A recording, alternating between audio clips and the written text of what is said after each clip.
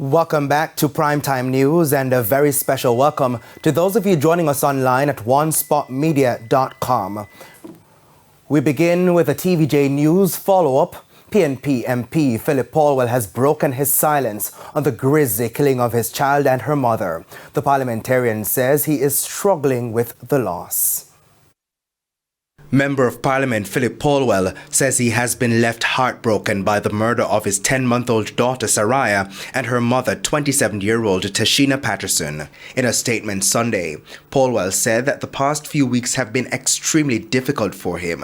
He said nothing could prepare him for the events that have unfolded. According to Mr. Paulwell, it's unimaginable that anyone could murder a mother and an innocent baby. He said those behind the crime must be punished to the fullest extent of the law. Mr. Paulwell added that he's praying for Tashina's family that is experiencing the unbearable grief and pain of losing their beloved daughter and granddaughter. The MP said he has been in constant dialogue with the police and cooperated fully with the investigation. The police on Friday charged 4 persons in connection with the killings. They are United States Navy Petty Officer 34-year-old Leoda Bradshaw, 30-year-old Roland Lloyd Balfour, and Richard Brown, 31, both Kingston graphic artists, and air conditioning technician 29-year-old Roshane Miller.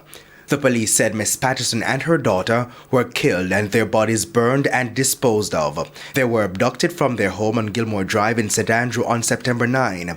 Prosecutors have alleged that Bradshaw, who has a child with Paulwell and considers him to be her spouse, took out a murder contract of $500,000 on the mother and child. A down payment of $100,000 was allegedly paid to carry out the act.